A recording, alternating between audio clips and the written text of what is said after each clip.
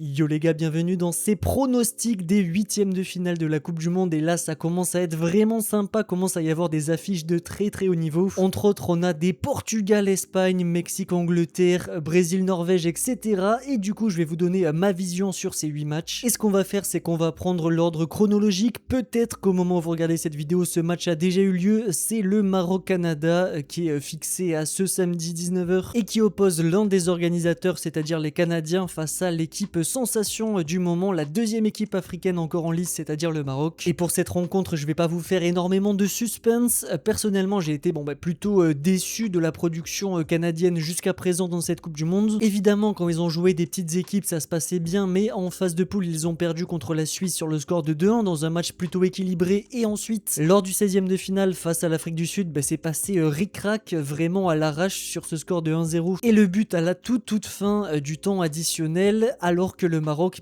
ils impressionnent. Pour l'instant, ils sont invaincus dans cette compétition. En phase de poule, ça s'est très bien passé pour eux, avec notamment ce nul contre le Brésil. Et puis en 16e de finale, ils étaient tombés contre un très gros morceau, c'est-à-dire les Pays-Bas, que beaucoup voyaient même terminer dans le dernier carré, voire être un prétendant au titre. Et finalement, le Maroc leur a donné une vraie leçon footballistique. Dans un match, certes, qu'ils gagnent seulement au penalty, mais c'est vrai que dans le jeu, normalement, le Maroc, s'ils avaient été un petit peu plus efficaces, plus prolifiques, ils auraient pu se rendre le match plus facile. En plus, il y a eu cette égalisation de Diop à la 87 ou 88e minute. Et donc voilà, dans l'écart de niveau que je constate entre ces deux équipes, normalement, avec ces Marocains qui arrivent à contrôler le ballon, qui arrivent à avoir ce modèle de jeu collectif qui est très établi, je pense que ça fera la différence face au Canada, surtout que les Canadiens ne joueront même pas à domicile. Le match se déroulera à Houston, aux États-Unis, donc pour toutes ces raisons, je pense que le Maroc va le faire et les Marocains retrouveront en quart de finale le gagnant de ce France contre Paraguay. Bon, sur le papier, c'est peut-être le huitième de finale le plus déséquilibré de tous. On a des Paraguayens qui ont fait l'exploit en 16e de sortir l'Allemagne au penalty. Évidemment, dans un modèle de jeu assez restrictif, une équipe ultra défensive, un bloc très bas qui limite ne joue pas les contre-attaques, mais qui reste tout de même assez difficile à manœuvrer. Mais qui de mieux que cette équipe de France, que cette attaque en feu avec les Olysée, Dembélé, Barcola, Mbappé. Alors oui, pour ce soir, on a appris le forfait d'Aurélien Tchouaméni, mais il sera sûrement remplacé par Manu Koné et je pense même que c'est positif dans cette configuration de match où justement tu auras beaucoup le ballon, tu auras besoin d'un milieu de terrain un petit peu plus créatif qui peut, via la passe, via les courses, via ses incursions, apporter un surnombre offensif. Et Manu Koné est le profil parfait et ce sera peut-être un petit peu moins sécurisant qu'un Tchouaméni et peut-être que le Paraguay aura plus d'opportunités en contre-attaque. En revanche, avec l'apport offensif de Koné plus le quatuor offensif qui est totalement en feu, je vois la France s'imposer. Peut-être que ça prendra un peu de temps pour mettre le premier but, mais une fois que le verrou aura sauté, je vois les Français mettre 2, 3 voire 4 buts et s'imposer assez tranquillement dans ce 16e de ce 8e de finale,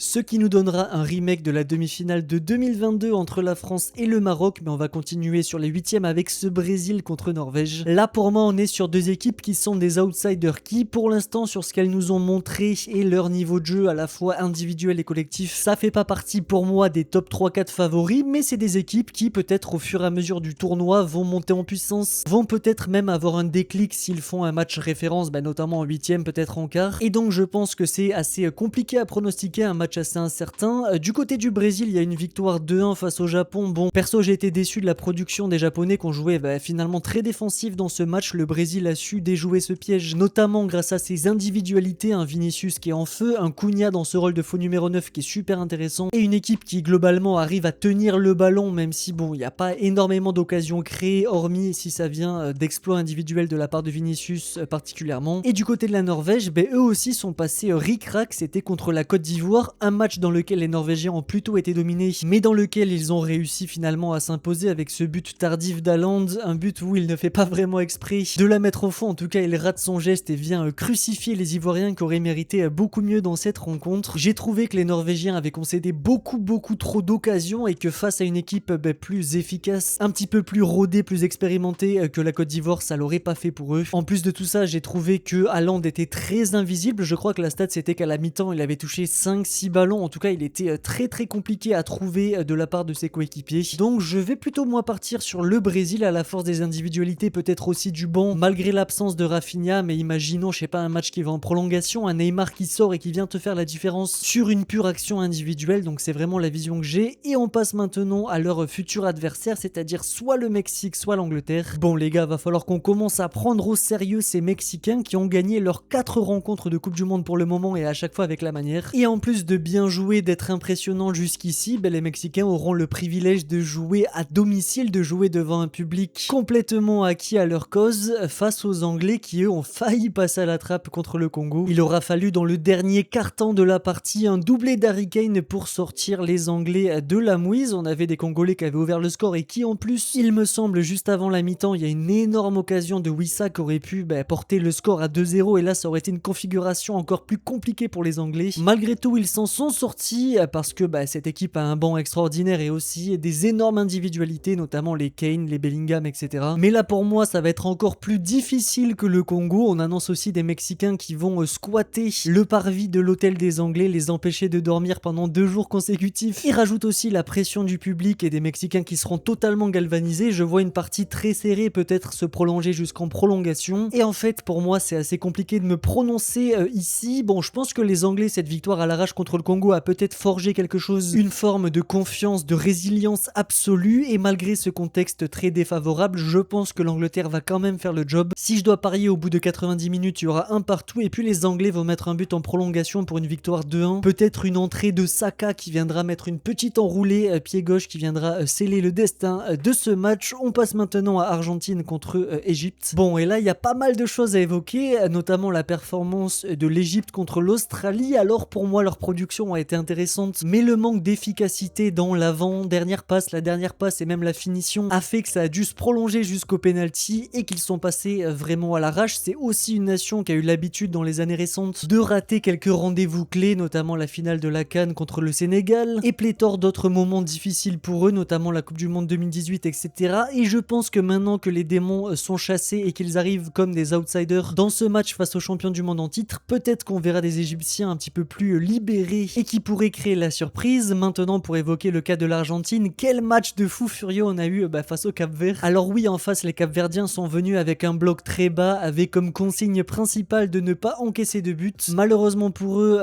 Messi a ouvert le score assez rapidement avec une action de génie, mais le Cap-Vert a montré que finalement ils avaient des ressources offensives. Et pour moi, ça en dit encore davantage sur le déséquilibre qu'a l'Argentine, avec une défense qui est vieillissante et pas forcément imperméable, avec en plus une équipe qui a un bloc un petit peu médian, qui ne presse pas, avec forcément un Messi qui ne fait pas les efforts défensifs. Ça fait que souvent ils se retrouvent dans des grosses périodes de temps faible dans les rencontres où ils se font dominer par leur adversaire, peu importe leur niveau, des périodes de quelques minutes où ils n'ont pas le ballon, où ils concèdent des situations, et en plus de ça, à la récupération, ils n'ont pas les profils avec les Almada, Lautaro Martinez, Messi pour vraiment attaquer les espaces en contre-attaque. Ça nous donne donc une Argentine qui ronronne un petit peu et qui est pas vraiment impériale, en tout cas pas comme en 2022. Malgré tout, je vois quand même un écart assez significatif avec l'Égypte. Je vois l'Argentine passer encore une fois dans la difficulté, encore une fois à l'arrache, mais peut-être encore un exploit individuel de Messi fera la différence. Peut-être qu'Alvarez cette fois-ci fera une meilleure entrée que contre le Cap-Vert, ou que peut-être les arbitres seront encore une fois très cléments envers eux, mais on va pas rentrer dans ces débats-là. Passons maintenant sur le Colombie contre Suisse. Bon, et là on va parler de deux équipes qui arrivent masquées, qui ne sont pas annoncées comme des outsiders ni des favoris, mais qui pourtant dans leur production, dans leur jeu, sont très impressionnantes. La Suisse a totalement étrié l'Algérie dans son 16e de finale, il n'y a pas eu photo. Il y a le petit Johan Manzambi qui est pour moi l'une des révélations du tournoi pour le moment, et puis aussi la Colombie qui enchaîne les victoires, les bonnes performances. Et en fait pour moi il y a deux facteurs de pourquoi on parle pas assez de la Colombie. Déjà, elle joue tard dans la nuit et donc peu de personnes peuvent regarder leur match, mais aussi c'est une équipe qui certes a un excellent jeu, certes se procure beaucoup d'occasions, a beaucoup de situations dans les matchs, mais manque cruellement d'efficacité. Si tu prends leurs 3 dernières rencontres, donc contre le Congo, le Ghana et le Portugal, c'est seulement 2 petits buts marqués pour un nombre d'expected goals sur ces 3 rencontres additionnés qui est quasiment de 5, donc comme on l'a dit, un manque d'efficacité pour ces Colombiens, mais quand même c'est pas anodin d'autant dominer les matchs, d'autant se procurer d'occasions. Dans le 0-0 contre le Portugal, on a vu une équipe de Colombie qui a surdominé pourtant une pointure européenne, et donc je pense que leur belle aventure va se prolonger avec une victoire assez nette contre la Suisse. Je pense que ce sera un match assez explosif et intéressant à suivre, mais la Colombie va peut-être faire preuve d'un petit peu plus d'efficacité et passer contre l'Argentine en quart de finale. Terminons maintenant cette vidéo avec les 2 dernières rencontres où on a un États-Unis contre Belgique et des Belges totalement miraculés contre le Sénégal. Ils étaient menés 2-0, étaient totalement contrôlés par le champion d'Afrique pour finalement faire une remontada assez folle. But de Lukaku à la 86e, but de Tielemans à la 89e et penalty à la dernière seconde des prolongations qui les fait s'imposer 3-2. Mais il est vrai que si t'as regardé la rencontre rencontre face à en plus un Sénégal qui avait pas mal souffert contre la France et la Norvège en poule. Ça n'a rien de rassurant quant au niveau de la Belgique et leur possibilité que d'élever justement ce niveau de jeu dans les grosses rencontres de cette Coupe du Monde. Et là justement ils vont quand même se farcir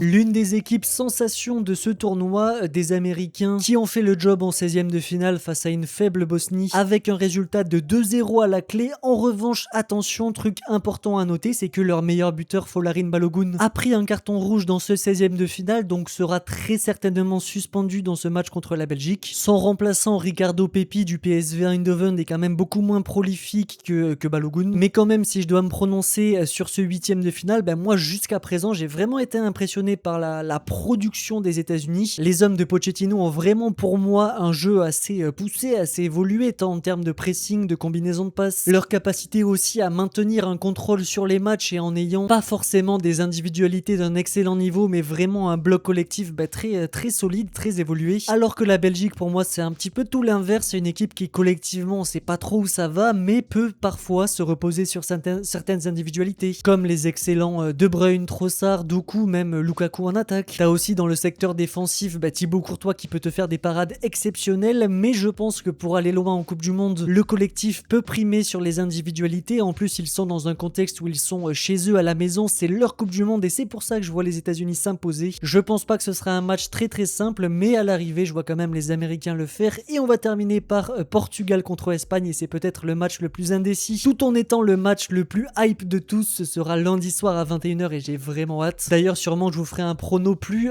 poussé sur la chaîne demain sur cette rencontre qui va être exceptionnelle, Cristiano Ronaldo contre Lamine Yamal. Et en fait, si t'as vraiment la tête froide et que t'analyses vraiment les productions de ces deux équipes et ce qu'elles sont capables de faire jusqu'à présent dans cette Coupe du Monde, il n'y a pas énormément de raisons que de mettre le Portugal gagnant, surtout que l'Espagne a fait une vraie rencontre face à l'Autriche, enfin un match référence pour eux, face à un adversaire qui n'était pas si simple sur le papier. Yamal revient de mieux en mieux physiquement même s'il n'est pas à 100%. Malgré tout, si tu repenses aux confrontations récentes entre le Portugal et l'Espagne, c'est à chaque fois très serré. La dernière fois, je crois, c'était cette finale de Ligue des Nations remportée au penalty par les Portugais. On a vu un Nuno Mendes qui avait très bien bloqué Yamal dans son duel direct et c'est peut-être la meilleure arme justement pour contrer le génie espagnol. Maintenant, pour se plonger un petit peu sur la configuration de cette rencontre, on aura sûrement l'Espagne qui aura le ballon, aura le contrôle un petit peu de cette rencontre avec des Portugais qui vont surtout défendre et essayer de jouer les contres au maximum. Peut-être que des joueurs comme Leao, comme Pedro Neto peuvent être intéressants justement pour exploiter ces espaces. Et donc ma vision de ce match, c'est qu'en fait tout va se jouer à l'efficacité. Je pense que les deux auront des situations, les deux auront des actions, mais ce qui fera vraiment la différence, c'est qui arrivera à mettre ce premier but, qui sera le plus tranchant de tous. Et j'ai quand même un sentiment que le Portugal va passer. Perso, je trouve cette Espagne assez Yamal dépendante dans sa créativité offensive. Les profils d'Oyarzabal, de Baena sont pas pour moi des créateurs de différence. Limite, l'autre joueur espagnol qui apporte le plus offensivement, ça a l'air d'être Cucurella, le latéral gauche. Et donc pour moi, avec un Nuno Mendes qui va arriver peut-être à museler le petit génie espagnol, je vois les Portugais passer pour au final des quarts de finale qui ressembleraient à ça, avec France-Maroc, Brésil-Angleterre, Argentine-Colombie, États-Unis, Portugal, c'est du très sérieux. Voilà, ça vient mettre un terme à cette petite vidéo pronostic. N'hésite pas à liker et t'abonner avant de partir. Également, donne-moi tes pronos en commentaire. C'était Capia, gros bisous.